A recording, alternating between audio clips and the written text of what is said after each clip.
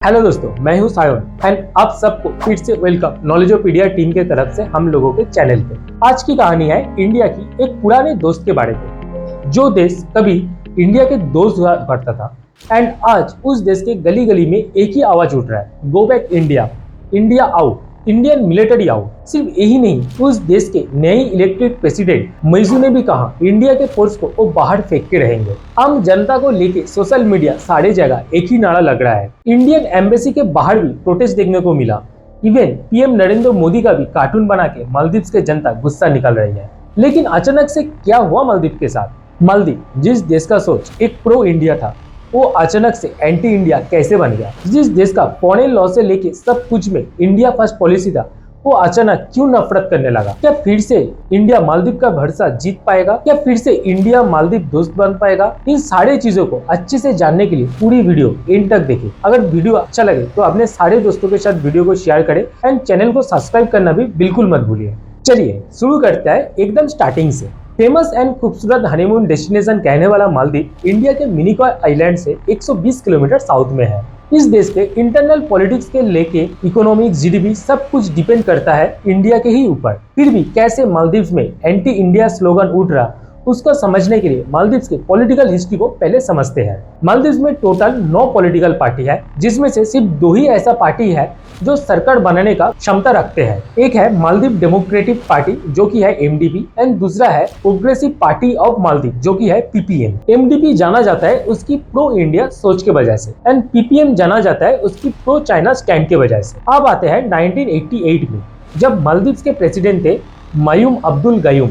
उस टाइम मालदीव के एक वेल नोन बिजनेसमैन अब्दुल्ला लुतिफी गायुम को जबरदस्ती रिप्लेस करके तख्ता पलटना चाहते थे। इसके लिए लुतिफी श्रीलंका से भाड़े के सोल्जर बुला के कूप करने का भी कोशिश किया, लेकिन 1980 एंड 1983 2 बार कोशिश करने के बाद भी वो नाकामयाब हुआ। बट थर्ड टाइम 3 नवंबर 98 में जब कूप किया, देन ये सक्सेसफुल हुआ एंड मालदीव के सारे ऑफिस में लुतिफी एंड उसके भाड़े के आर्मी ने कब्जा कर लिया। तब गायुम उसके फैमिली के साथ एक सेफ हाउस में छुप गया एंड वापस मालदीव के क्षमता में आने के लिए दूसरे देश जैसे कि Sri Lanka, Singapore, Pakistan, UK, USA इन सब से मिलिट्री असिस्टेंट भी मांगने लगा, लेकिन सबने कुछ ना कुछ बहाना देके हेल्प करने से इनकार कर दिया। उस टाइम यूके ने एक सजेशन दिया गयूम को कि वो एक बार इंडिया से हेल्प मांग के देखे, शायद इंडिया हेल्प कर दे। एंड जैसे ही गयूम ने इंडिया से हेल्प मांगा, इंडिया तुरंत ही एग्री कर देते हैं एंड एक ऐसा डिसीजन होता है जो मालदीव के हिस्ट्री में एक गेम चेंजर बन के रह जाता है। इंडिया अपना पैराट्रूपर्स उसी रात को डिप्लॉय करते हैं। इंडियन मिलिट्री ने लुतिफी की फोर्स को हरा देता है एंड गयूम को रेस्क्यू करके दोबारा डेमोक्रेसी एस्टेब्लिश करता है मालदीव में। एंड ये एक सबसे बड़ा रीजन है जिसके चलते इंडिया के दौलत आज भी मालदीव में उनका खुद का सरकार बनी हुई है। इसके बाद 2008 में प्रो इंडियन पार्टी एमडीपी की तरफ से मोहम्मद नसीर जीत हासिल करते हैं एंड मालदीव के प्रेसिडेंट बनते हैं। और इसके 1 साल बाद 2009 में Indo Maldives defence act sign होता है। इस एक्ट के पीछे इंडिया का एक्चुअल मोटिव था इंडियन ओशियन रीजन में चाइना की बढ़ती हुई पावर को काउंटर करना, जिसके चलते सर्वेलेंस के लिए इंडिया 26 रडार को प्लेस करने वाला था एंड जिसका कंट्रोल इंडिया एंड मालदीव दोनों देश के पास ही रहने वाला था। इसके अलावा इंडिया अपना एयरफोर्स के लिए एक हेलीपैड भी बनाने वाला था, जिसका फायदा दोनों देश को ही होने वाला था, क्योंकि एक तरह से इंडिया चाइनीज नेवी के ऊपर सर्वेलेंस कर पाता एंड दूसरा मालदीव उसी हेलीपैड को मेडिकल इमरजेंसी के दौरान एयर एम्बुलेंस या तो सामान ले आने जाने के लिए भी यूज कर पाता मेरीटाइम सिक्योरिटी के साथ। लेकिन इस एक्ट के साइन होने के बाद अपोजिशन पार्टी पीपीएम ये कहता है कि एमडीपी के सरकार नासिक अपने देश को इंडिया के पास भेज दिया है एंड एमडीपी चाहता है कि मालदीव में इंडियन इन्फ्लुएंस और बढ़ जाए। इस सोच के बारूद में आग लग जाता है जब 2010 में मालदीव के मेली इंटरनेशनल एयरपोर्ट के रिनोवेशन एंड अपग्रेडेशन का कॉन्ट्रैक्ट एक इंडियन कंपनी जीएमआर कॉर्पोरेशन को दिया जाता है मालदीव गवर्नमेंट के जरिए। जीएमआर बिल्ड ऑपरेट ट्रांसफर मतलब बीओटी मॉडल में रिनोवेट करता है। बीओटी मॉडल का मतलब है गवर्नमेंट जब भी कोई प्राइवेट कंपनी को किसी बड़ी प्रोजेक्ट देते हैं, देन प्राइवेट कंपनी उस प्रोजेक्ट को कंप्लीट करने के बाद उसी प्रोजेक्ट का रेवेन्यू कलेक्ट करता है गवर्नमेंट से पेमेंट के बदले। मैं एक से एग्जाम्पल कहूँ तो कोई भी नेशनल हाईवे का कॉन्ट्रैक्ट अगर कोई प्राइवेट कंपनी को दिया जाता है, देन टोल टैक्स में जो टोल अदा किया जाता है वो पैसा वो प्राइवेट कंपनी के पास ही जाता है सेम जीएमआर ने भी एयरपोर्ट को रेनोवेट करने के बाद उसका रेवेन्यू कलेक्ट करने लगा रेनोवेट का खर्चा उठाने के लिए। लेकिन इस बात को पीपीएम के पार्टी गलत तरीके से स्प्रेड करते हैं कि नासिक अपना पावर का गलत इस्तेमाल कर रहा है एंड मालदीव वालों को इंडिया के लिए धोखा दे रहा है। इस टाइम मालदीव के इकोनॉमिक कंडीशन भी सही नहीं था, जिसके चलते मालदीव के आम जनता भी ये मानने लगा कि इंडिया के वजह से ही इकोनॉमिक में डाउनफॉल हो रहा है। इसके बाद नासिर ने एक ऐसा डिसीजन लिया जो कि था उसके पार्टी के लिए last nail in the coffee. Nasir ने मालदीव क्रिमिनल कोर्ट के चीफ जस्टिस अब्दुल्ला मोहम्मद को अरेस्ट के लिए ऑर्डर निकालता है, क्योंकि उसका मानना था अब्दुल्ला मोहम्मद फॉर्मर पीपीएम के प्रेसिडेंट मैमून अब्दुल गयूम के करप्शन वाला केस में उसका फेवर लिया एंड गयूम को नॉट गिल्टी डिक्लेयर किया जानबूझ के। इसको लेके पीपीएम के समर्थक ने प्रोटेस्ट करने लगा एंड नासिर के रिजाइन होने का मांग करने लगा। प्रोटेस्ट इतना ज्यादा बढ़ गया कि जिसके चलते 7 फरवरी 2012 नासिर को रिजाइन करना पड़ा एंड इसके अगले साल पीपीएम बड़ी मार्जिन से जीत हासिल करता है एंड पावर में आते हैं। पावर में आते ही एंटी इंडिया प्रोपागंडा यूज करने लगा और अब्दुल्ला यामीन बनते हैं मालदीव के नया प्रेसिडेंट। पावर में आते ही उसने नासिर के अगेंस्ट वारंट निकालता है और अरेस्ट से बचने के लिए नासिर इंडियन एम्बेसी में पनाह लिया एंड इसी बात को गलत इमेज बना के पीपीएम एक खबर फैलाने लगा कि इंडिया अब इस तरह मालदीव के इंटरनल मैटर में भी इंटरफेयर करने लगता है।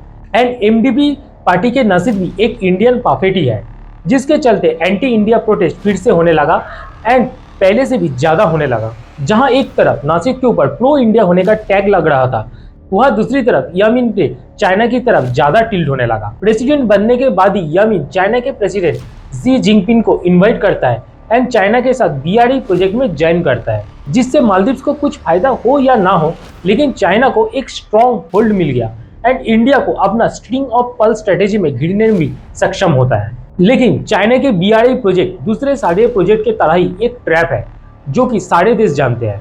इस डेट ट्रैप में सब फंसते ही जाते हैं एंड मालदीव के साथ भी कुछ ऐसा ही हुआ।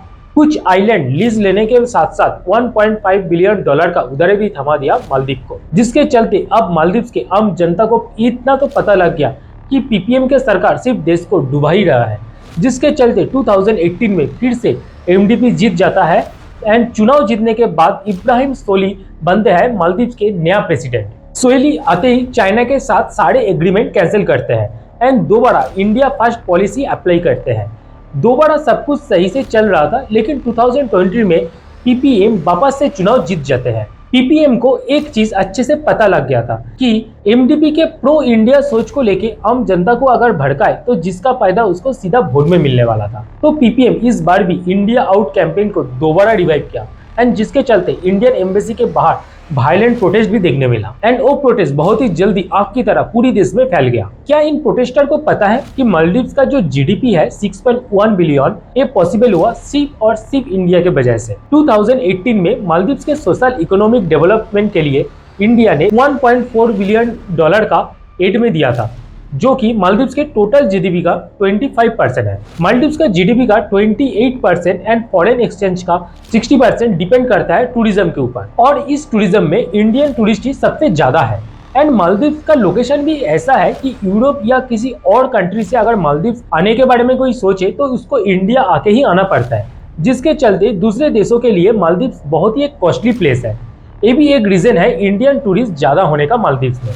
रिपोर्ट के अनुसार कोविड पैंडेमिक में इंडियन टूरिस्ट ही मालदीव का इकोनॉमी को अलाइव रखता है एंड पैंडेमिक के चलते मालदीव के मार्केट क्रैश ना हो, जिसके वजह से इंडिया 2022 में वापस से 100 मिलियन का एड देते हैं मालदीव को। सिर्फ पैसा देना ही नहीं, जब 2004 में सुनामी आया था, इंडिया ने मालदीव में रेस्क्यू ऑपरेशन कंडक्ट किया था and fresh water, medicine and खाने का भी सप्लाई दिया था। रिसेंटली पीएम मोदी ने भी मालदीव को 100 bedded cancer hospital and 22,000 seater का एक क्रिकेट स्टेडियम बनाने का भी एश्योरेंस दिया है। तो ऐसा क्या रीजन है कि इतना सबके बावजूद भी मालदीव की आम जनता ब्रेन वॉश होता है इंडिया को लेके? इसके पीछे जो मेन रीजन है वो माना जाता है कि मालदीव इलेक्शन कमीशन के अनुसार टोटल मालदीव के पॉपुलेशन है 5.2 लाख एंड जिनमें से सिर्फ 2.8 लाख ही एलिजिबल वोटर्स हैं, और उनमें से भी 1.6 लाख लोग ऐसी है जो किसी ना किसी पार्टी का रजिस्टर्ड मेंबर है।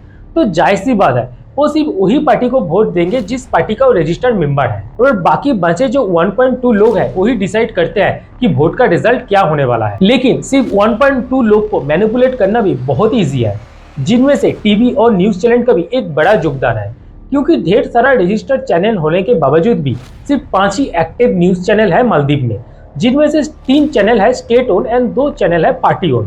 तो ये बहुत ही इजी है मैनिपुलेट करना, एंड यही काम पीपीएम करता है वोट में जीतने के लिए। लेकिन इन सब के बाद भी पीपीएम को इंडिया के इंपॉर्टेंस बहुत अच्छी तरह से पता है, एंड इसीलिए नया इलेक्टेड प्रेसिडेंट मोहम्मद मुइज़्ज़ू ने भी कहा उसका पहला विजिट इंडिया में ही होगा, एंड उसके स्वेयरिंग सेरेमनी में भी पीएम मोदी को इन्वाइट किया गया। एंड ये भी कहा गया मालदीव के पॉलिसी अभी भी इंडिया फर्स्ट पॉलिसी ही है, और इसमें बिल्कुल भी चौंकाने वाला बात नहीं है, क्योंकि 1988 में जब इंडिया ने मायूम अब्दुल गयूम के गवर्नमेंट को सेव किया था ऑपरेशन कैक्टस के जरिए, वो इसी पीपीएम का फाउंडर था। तो कहीं ना कहीं पीपीएम में भी इंडिया का एक बड़ा प्ले बढ़ा है। एंड मालदीव जो कभी कश्मीर इशू में भी सबके सामने इंडिया के लिए स्टैंड लिया था, एंड इंडिया को यूएन के अंदर परमानेंट मेंबर दिलाने के लिए भी वोट दिया था, वो आज भी इंडिया के फेवर में ही है, एंड आज भी वही सेम रिश्ता है इंडिया के साथ। और ये जो anti India slogan and protest दिखने को मिलता है, ये सिर्फ वोट का गेम है, और ये जो anti India slogan and protest था, ये सिर्फ इलेक्शन रिजल्ट को पलटने के लिए ही था। एंड हकीकत में अभी भी इंडिया एंड मालदीव का रिलेशन बिल्कुल सेम है, एकदम पहले की तरह। तो दोस्तों, आप लोग का क्या राय है इंडिया एंड मालदीव के बारे में, ये हम लोग के कमेंट सेक्शन में जरूर बताएं। और वीडियो अगर अच्छे लगे तो सबके साथ शेयर कीजिए, एंड हम लोग को चैनल को जरूर सब्सक्राइब कीजिए, क्योंकि आप लोग के सपोर्ट से ही हम लोग को मोटिवेशन मिलते हैं। एंड हम लोग ऐसे ही हर वीक एक नया वीडियो के साथ आएंगे इसी चैनल पर।